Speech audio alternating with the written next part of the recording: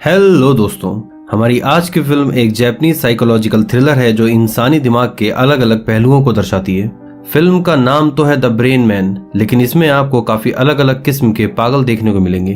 So without wasting any time फटाफट शुरू करते हैं इसका एक्सप्लेनेशन। फिल्म के पहले सीन में हम किसी तहखाने में दो लड़कियों को देखते हैं जिन्होंने किसी औरत को बंधक बना रखा है। इनमें से एक लड़की होममेड बॉम्ब बना रही है और इसी वक्त दूसरी लड़की उस बंधक औरत की जीभ काट देती है, जिससे ये दोनों काफी खुश होती हैं। अगले सीन में हम डॉक्टर मिजाकी को देखते हैं जो क्रिमिनल्स की साइकोलॉजी के ऊपर काम करती हैं। मिजाकी का मानना है कि क्रिमिनल्स भी इंसान होते हैं और अगर हम उनको सजा के बजाय सही मेडिकल ट्रीटमेंट दें तो वो क्राइम करना छोड़ देंगे। मिजाकी के सीनियर्स को उसकी ये प्रेजेंटेशन कुछ खास पसंद नहीं आती और वो इस थेरेपी को जापान में कंडक्ट करवाने के लिए राजी नहीं होते। इसके बाद हम तेज बारिश में उस औरत को देखते हैं जिसकी फिल्म की पहले सीन में जीभ काटी गई थी। वो दोनों लड़कियां ही इसको यहाँ लेकर आई हैं और उन दोनों के इंस्ट्रक्शन को फॉलो करते हुए ये एक पब्लिक बस में चढ़ जाती है। मिजाकी को भी ये बस पकड़नी थी, लेकिन लेट होने की वजह से ये उससे मिस हो जाती है। वो टैक्सी लेने के लिए आगे बढ़ती है कि तभी उस बस में जोर का धमाका होता है और ये बस आग की तेज लपटों के साथ जलने लगती है। वो दोनों लड़कियां भी इस वक्त यहीं पर हैं। इनमें से एक का नाम है फुजुकी, जो कार में बैठी ये सब होता देख बहुत खुश हो रही है, और दूसरी का नाम है नरिको, जो पब्लिक के बीच ही खड़ी और ये नजारा पास से देख रही है।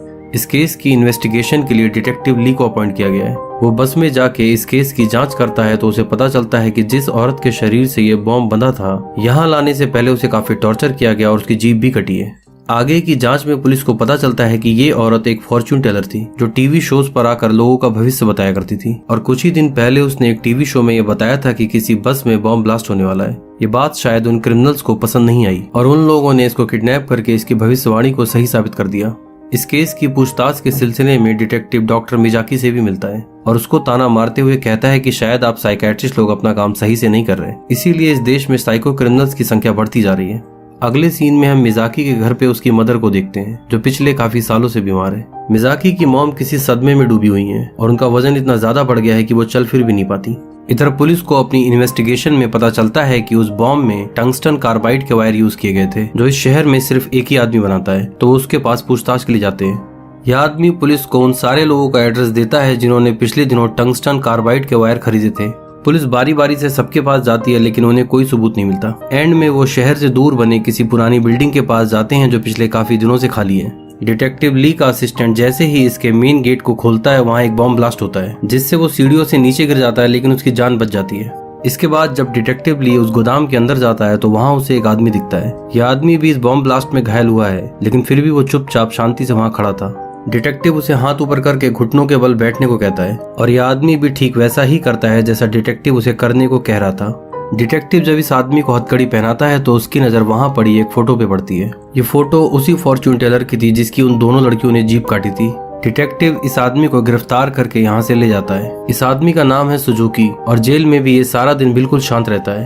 रात को ये अपने बगल वाले कैदी की आवाज सुनता है जो अपने साथी को बता रहा था कि अभी जल्दी में ही उसने किस तरह बेरहमी से एक लड़की को मारा। अगले दिन जेल के कैदियों को जब यहाँ से शिफ्ट किया जाता है तो सुजुकी अपने बगल वाली कैदी को पीटने लगता है। जेल के गार्ड्स उसे बचाने आते हैं तो वो उनको भी पीटता है। एंड में सुजुकी उस आदमी को घायल करके उसकी एक आंख निकाल लेता है। सुजुकी के खिलाफ डिटेक्टिव ली को अभी तक कोई खास सबूत हाथ नहीं लगा और साथ ही इसके अजीबोगरीब बिहेवियर को देख के उसे शक होता है कि कहीं ये पागल तो नहीं। इसलिए वो सुजुकी के दिमाग की जांच करवाने के लिए उसे डॉक्टर मिजाकी के हॉस्पिटल लेके जाता है। मिजाकी डिटेक्टिव से इस कैदी को यहाँ लाने की वजह पूछती है। डिटेक्टिव बताता है कि मुझे इसका बिहेवियर नॉर्मल ह्यूमन बीइंग जैसा नहीं लगता और उस दिन बॉम्ब ब्लास्ट में घायल होने के बाद भी ये ऐसे खड़ा था जैसे इसे दर्द महसूस हुआ ही नहीं। मिजाकी जब उससे मिलती है तो फिजिकल एग्जामिनेशन के लिए उसको टी शर्ट उतारने को कहती है। वो बिना कोई बहसबाजी किए मिजाकी की सारी बात मानता है। मिजाकी देखती है कि उसके शरीर पे काफी सारे चोट के निशान हैं, लेकिन उसकी रिपोर्ट में आता है कि उसका ब्रेन पूरी तरह से हेल्दी है और शांत भी। रात को सुजुकी हॉस्पिटल के रूम में बिल्कुल शांत बैठा हुआ था और तभी वो अचानक से उठ के पुशअप करने लगता है। अगले सेशन में डॉक्टर मिजाकी उससे पूछती है कि क्या वो बचपन से किसी सीरियस बीमारी का शिकार रहा है। सुजुकी बताता है कि उसे कभी भी कोई सीरियस बीमारी नहीं रही। मिजाकी उससे कहती है कि तुम्हारे शरीर पे काफी सारे जले के निशान हैं, बताओ वो कैसे हुआ। सुजुकी उससे कहता है कि इस बारे में मुझे कुछ भी याद नहीं। मिजाकी अपनी रिपोर्ट में लिखती है कि सुजुकी उसका आज तक का देखा हुआ सबसे अलग पेशेंट है। वो बहुत ही ज्यादा कोऑपरेटिव है और सिचुएशन कैसी भी हो वो हमेशा शांत रहता है। इसी समय मिजाकी को एक कॉल आता है और वो अपने किसी पुराने पेशेंट से मिलने एक जेल जाती है। इस पेशेंट का नाम है शिमुरा और ये पिछले कुछ सालों से जेल में है क्योंकि इसने कुछ बच्चों को बहुत ही तड़पा के मारा था। इसने मारने से पहले उन बच्चों के शरीर के सारे बाल शेव कर दिए थे। डॉक्टर मिजाकी पिछले कुछ महीनों से इसका इलाज कर रही हैं, जिससे ये कुछ हद तक ठीक हो चुका है और बहुत जल्द ये जेल से छूट के अपनी नॉर्मल लाइफ शुरू करने वाला है। शिमुरा की मदर डॉक्टर मिजाकी को शुक्रिया कहती हैं क्योंकि उन्हीं की वजह से शिमुरा की दिमागी हालत ठीक हो पाई है और बहुत जल्द वो जेल से भी छूटने वाला है।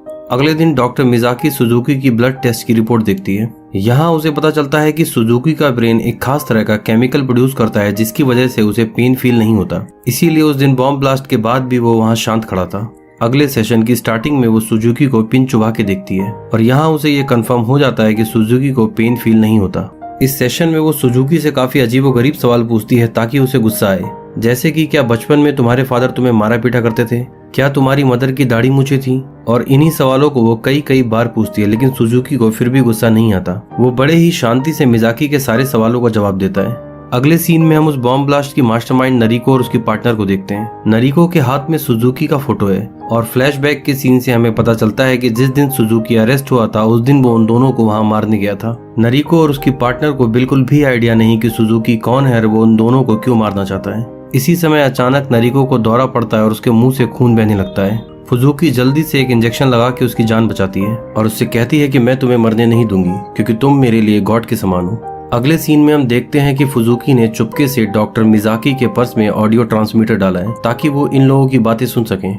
इधर मिजाकी और उसका साथी डॉक्टर डिसाइड करते हैं कि वो सुजुकी का पॉलीग्राफ टेस्ट करेंगे, जिससे उसकी हार्ट रेट को मेजर करके ये समझा जा सके कि वो झूठ बोल रहा है या सच। पॉलीग्राफ टेस्ट कंडक्ट किया जाता है और इस बार भी डॉक्टर मिजाकी उससे काफी अजीबोगरीब तरह के सवाल पूछती हैं। एक सवाल में डॉक्टर मिजाकी उससे पूछती हैं कि क्या तुम मेरे साथ इंटीमेट होना चाहोगे। इस सवाल का सुजुकी कोई जवाब नहीं देता। मिजाकी ये सवाल उससे कई बार पूछती है लेकिन फिर भी सुजुकी इसका कोई जवाब नहीं देता। इस पॉलीग्राफ टेस्ट से ये दोनों डॉक्टर इस नतीजे पर पहुंचे हैं कि सुजुकी के अंदर किसी भी तरह की फीलिंग और इमोशन नहीं है। अब इसके पीछे दो कारण हो सकते हैं। पहला ये कि सुजुकी जन्म से ही ऐसा है और वो इमोशंस को फील नहीं कर पाता, और दूसरी वजह ये हो सकती है कि उसको बचपन से ही एक खास तरह से ट्रेन किया गया है कि वो अपने इमोशंस को किसी के सामने जाहिर ना कर पाए। तो निष्कर्ष ये निकलता है कि सुजुकी एक रोबोट के जैसा है जो किसी भी इमोशंस को फील नहीं कर पाता। हॉस्पिटल के गार्ड जब सुजुकी को उसके रूम में ले जा रहे थे तब डॉक्टर मिजाकी भी उसके साथ जाती है। तभी वहाँ मिजाकी का पुराना पेशेंट शिमुरा आता है। मिजाकी गार्ड्स को यहाँ रुकने को बोलती है और फिर वो जाके शिमुरा से मिलती है। शिमुरा उसे बताता है कि उसे जेल से छूटे एक हफ्ते से ज्यादा हो चुका है और अब उसने अपनी नॉर्मल लाइफ भी शुरू कर दी है, और इन सब के लिए वो डॉक्टर मिजाकी को शुक्रिया कहने आया है क्योंकि उन्हीं की वजह से ये सब कुछ हो पाया। इसी समय हम देखते हैं कि सुजुकी शिमुरा की तरफ घूर के देख रहा है। शिमुरा के वहां से जाने के बाद वो मिजाकी से उसके बारे में पूछता है। मिजाकी उसे बताती है कि ये उसका काफी पुराना पेशेंट था लेकिन अब ये पूरी तरह से ठीक हो चुका है और एक नॉर्मल लाइफ जी रहा है। मिजाकी का कलीग उसे एक डॉक्टर के बारे में बताता है जिसने बचपन में सुजुकी का इलाज किया था। मिजाकी फैसला करती है कि वो उस डॉक्टर से जाके मिलेगी ताकि सुजुकी के बारे में और जानकारी मिल सके, और फिर अगले दिन मिजाकी उस डॉक्टर से मिलने उसके घर जाती है। इस डॉक्टर का नाम है आइजावा, जो फिलहाल तो सारा दिन नशे में रहता है लेकिन पहले ये ऐसे बच्चों का इलाज किया करता था जो दिमागी तौर पे पूरी तरह से विकसित नहीं होते। आइजावा उसे बताता है कि जब सुजुकी 6 साल का था तब उसके पेरेंट्स उसे मेरे पास छोड़ के गए थे। इसके कुछ महीनों बाद ही उसके पेरेंट्स की एक हिट एंड रन केस में डेथ हो गई। सुजुकी के ग्रैंडफादर एक बहुत ही अमीर आदमी थे, तो उन्होंने उसके पर्सनल ट्रीटमेंट के लिए मुझे हायर किया। सबसे पहला काम मैंने ये किया कि सुजुकी को रोज एक फिक्स टाइम पे टॉयलेट जाना सिखाया। ये छोटी सी आदत सीखने में उसे 1 महीने लग गए, लेकिन फिर वो ये अपने आप करने लगा। उसकी हालत ऐसी थी कि वो भले ही भूख से मर जाए, लेकिन जब तक उसको कमांड नहीं दिया गया वो खाना भी नहीं खाता था। उसके ब्रेन में किसी भी तरह का डिसऑर्डर नहीं था और उसका आईक्यू तो बहुत ज्यादा हाई था। वो जिगसॉ की ऐसी पजल्स को कुछ घंटों में ही सॉल्व कर देता था जिसे सॉल्व करने में दूसरों को हफ्ते लग जाते हैं। वो किसी भी बुक को बस एक बार पढ़ के हमेशा के लिए याद रखता था। उसका दिमाग किसी कंप्यूटर के जितना तेज था और इसीलिए हम उसे द ब्रेन मैन कह के बुलाते थे। सुजुकी के ग्रैंडफादर को उसकी इस एबिलिटी के बारे में पता था, इसलिए वो उसे और भी बहुत कुछ सिखाना चाहते थे। बाद में उन्होंने सुजुकी के लिए और भी अलग तरह के ट्रेनर हायर किए। मिजाकी उससे पूछती है कि क्या आप उनमें से किसी को जानते हो। आइजावा उसे उस ट्रेनर का एड्रेस देता है जिसने सुजुकी को मार्शल आर्ट सिखाया था। मिजाकी डिटेक्टिव ली के साथ सुजुकी के पुराने मार्शल आर्ट ट्रेनर से मिलने जाती है। ये ट्रेनर इन दोनों से मिलके सबसे पहला सवाल यही पूछता है कि क्या सुजुकी ने किसी को जान से मार दिया। डिटेक्टिव उससे कहता है कि तुम ये सवाल क्यों पूछ रहे हो। ट्रेनर उससे बोलता है क्योंकि सुजुकी के ग्रैंडफादर ने उसकी परवरिश कुछ इसी ढंग से की है। आगे वो बताता है कि सुजुकी उसकी लाइफ का आज तक का सबसे ज्यादा टैलेंटेड स्टूडेंट था। वो सब कुछ किसी मशीन की तरह बहुत जल्दी सीख जाता था।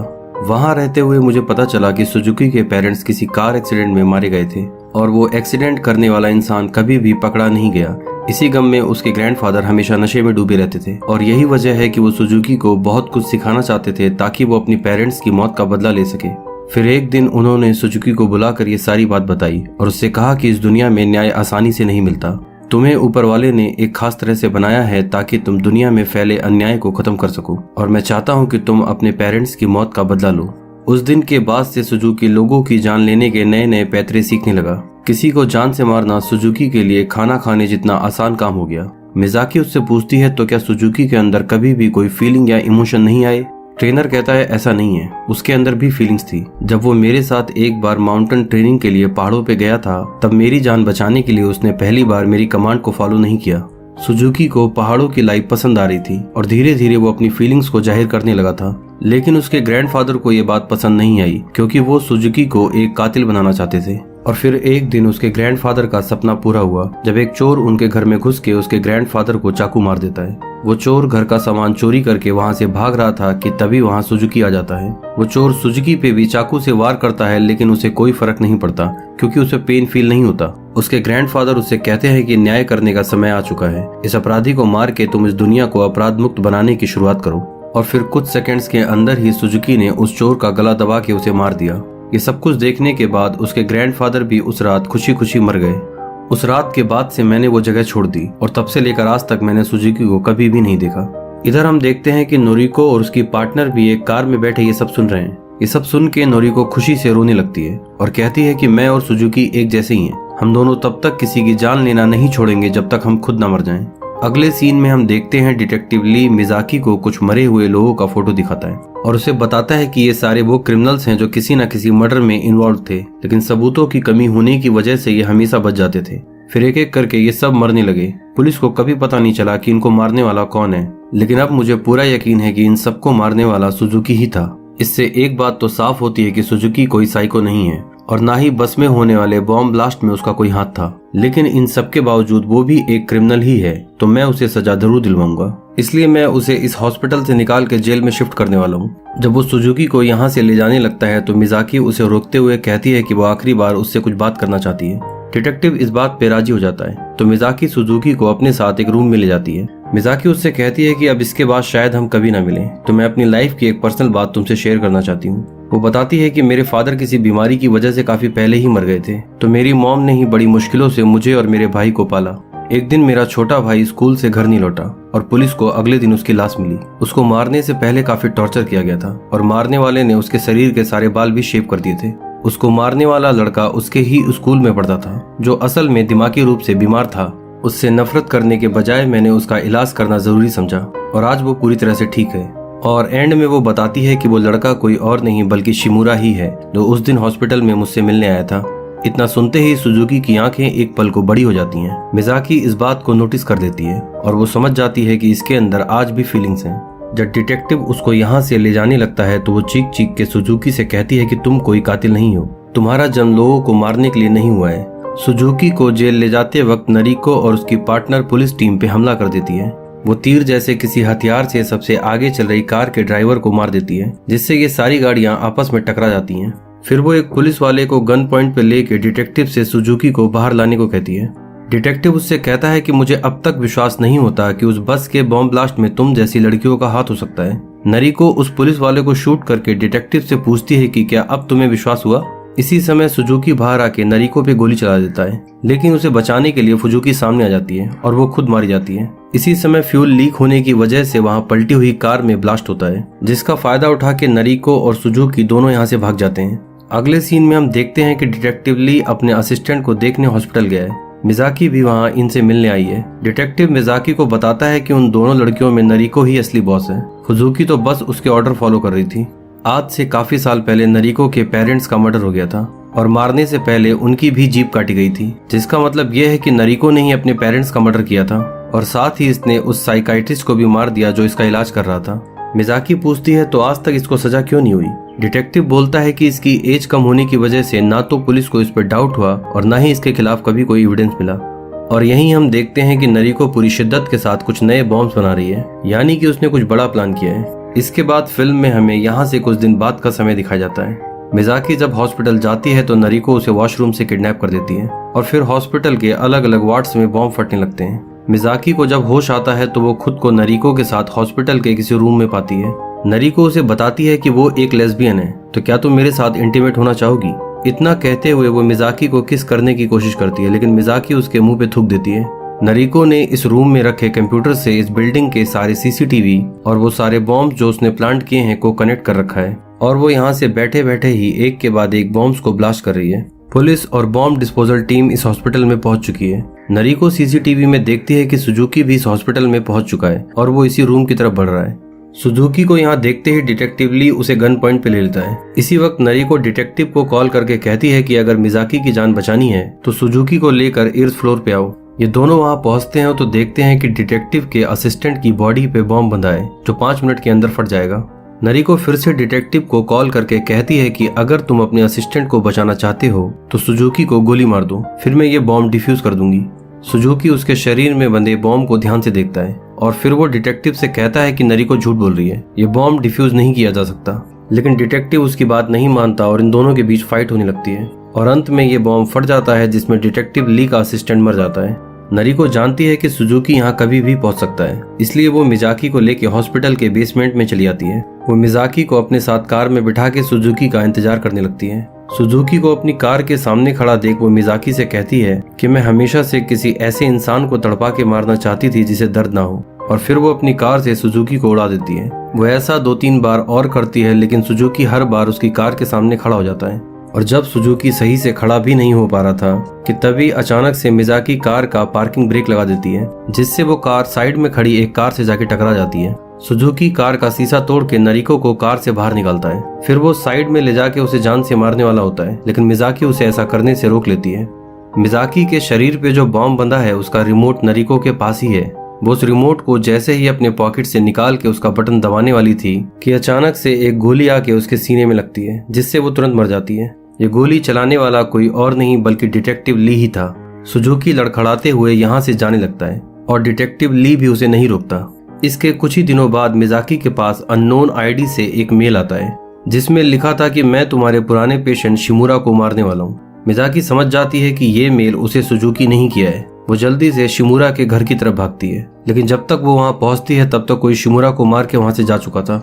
इसी समय मिज़ाकी को वहाँ किसी बच्चे के रोने की आवाज सुनाई देती है। वो बगल वाले रूम में जाती है तो उसको एक छुपाया हुआ लड़का मिलता है जिसके शरीर के सारे बाल शेव्ड थे और उसके हाथ पैर भी बंधे थे, जिसका मतलब साफ है कि मरने वाला शिमुरा आज भी एक साइको ही था और मिज़ाकी के ट्रीटमेंट से उसमें कोई भी सुधार नहीं हुआ। इसके अगले दिन मिज़ाकी को सुजुकी की कॉल आती है। मिज़ाकी उससे पूछती है कि तुम्हें कैसे पता लगा कि शिमुरा आज भी पहले जैसा क्राइम कर रहा है। सुजुकी उसे बताता है कि जिस दिन उसने शिमुरा को हॉस्पिटल में पहली बार देखा था उसके हाथ पे किसी बच्चे के दांत काटने के ताजा निशान थे। तब उसे पहली बार शिमुरा पे डाउट हुआ, लेकिन जब मिज़ाकी ने अपने भाई के मर्डर की कहानी उसे बताई तब उसे यकीन हो गया कि शिमुरा आज भी एक साइको क्रिमिनल ही है। मिज़ाकी उससे कहती है कि तुमने उसे मार के ठीक नहीं किया और मेरी सारी मेहनत पे पानी फेर दिया।